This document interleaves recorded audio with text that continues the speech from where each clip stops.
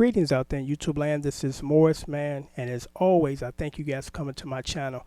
Today I'm going to do a video per request, and the video is entitled The Misconceptions of Being a Professional Musician, because there's some things that are, I guess, myth to be true or believed to be true, but they're not. So I put together a quick list of the most common things that people believe to be true regarding being a professional musician, and it's not. And number one is this one, that being a professional musician means you got to be the world greatest guitar player. You got to be Jimi Hendrix, Prince, and Eddie Van Halen rolled up into one. When actually, by definition, profession just simply means this is what you do for a living. Doesn't really describe or go into detail about, or it doesn't describe your skill set level. It just basically says this is what you do to make your living, to earn, to pay your bills or whatever. Because I think every musician brings his own uniqueness to a project. Because for me, it's my rhythm, timing, my right hand. I've had people tell me throughout the years as I was growing up and playing, man, you got a serious right hand and you locking in the rhythm real good. And that's just my forte. As far as my lead playing, I get the job done, and I've posted some stuff to show people that I can play lead, but rhythm is where my heart is there, because I love playing chords. I love playing the foundation of the song as opposed to, picking a line or doing the solo or things of that nature. But when it's called upon me to do so in the studio by paid clients, I give them what they want. But I believe that's my strong area. And like I said, everybody brings something unique to the table. So that belief that, that you're just a superb, perfect musician, and that's why you're professional, not really true. Number two, what professional musicians read in the studio, because we don't read this. We don't read this. Look at this. This is not what we read. This is what I read. Being a professional rhythm guitar player, you might not be able to see all this. It's mapped out. What are the chords in the intro? What are the chords in the verse? What are the chords in the chorus, break, or modulation, or whatever? This is what we read. All this is a product from the music publishing company to give to the consumer to play these songs at home. This is not what we take to the studio or we read out of. We don't read that. We break it down and make it simple. We simplify it as opposed to being real complicated and being very detailed. That's not what we do. So that's one of the biggest myths, that people think that we take this in and we read it and we play it in the studio. No, we chart it out.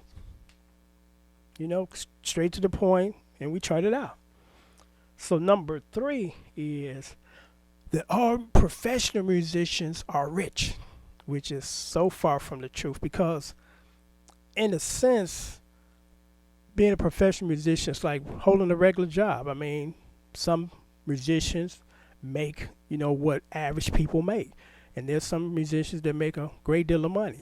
And I think in some instances, what makes the difference is who you're working for. Now, if you're working for Michael Jackson, yeah, you're going to get paid ugly.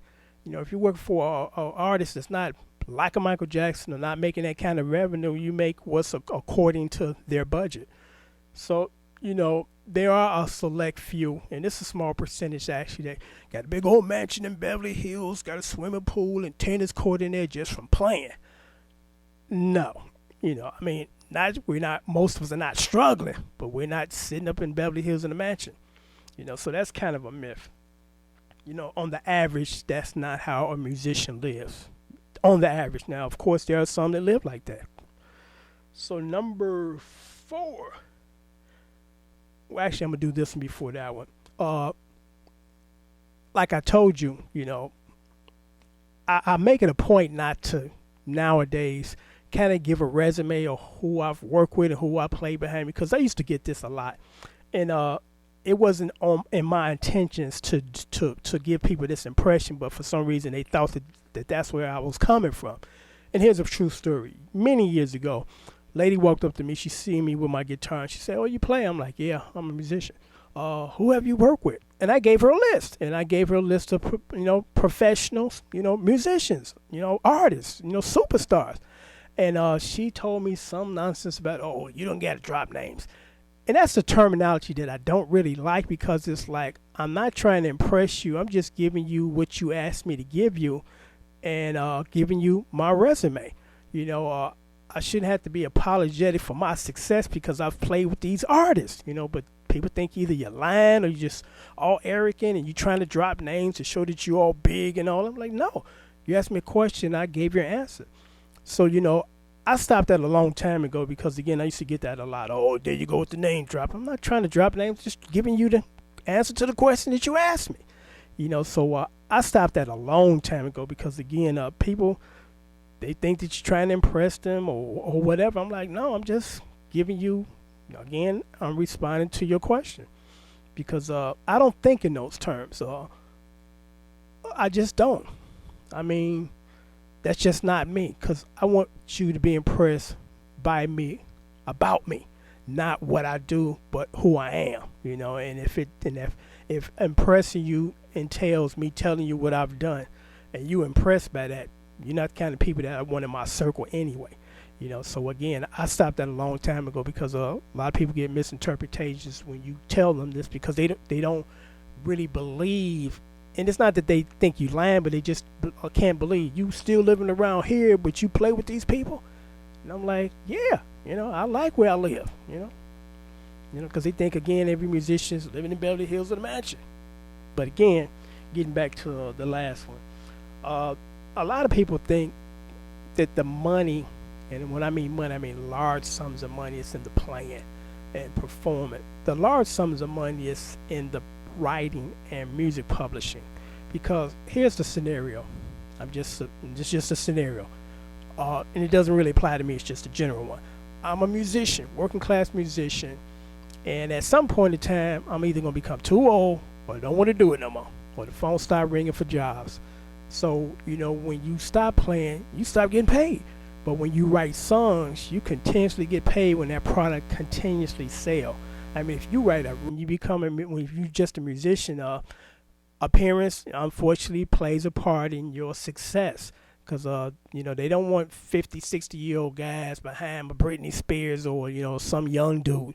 They want some musicians that are around the same age. So that's why it's really good to start trying to develop your songwriting skills, because at an early age I started to really take an interest in writing songs and arranging them. And I became pretty good at it, because a lot of people think, and especially on YouTube, not the people that personally know me, they think that my forte is my playing. No, my forte is my writing. That's the bread and butter. I play, but my main source of the bread and butter and skills is the songwriting, the arrangement, because I don't necessarily have to sometimes write a song. I can arrange one for someone else, because I got people that come to me all the time and say, man, I got some nice chord progressions here. What should I do next? How do I build this? And I walk them through how I would do it, and they're like, man, I would have never thought about that. And, you're pretty good at what you do. So that's that myth that, again, the money is in performing. Yeah, for a short term, but you can't perform or play forever. At some point in time, you're going to get tired of it. It's not going to be a use for you. So you better work on those writing skills, because the songwriting thing it just continuously pays you and pays you and pays you and pays you and pays you. So you definitely want to be a part of that. So on that note, I'm going to sign off, and until next time, thanks for watching.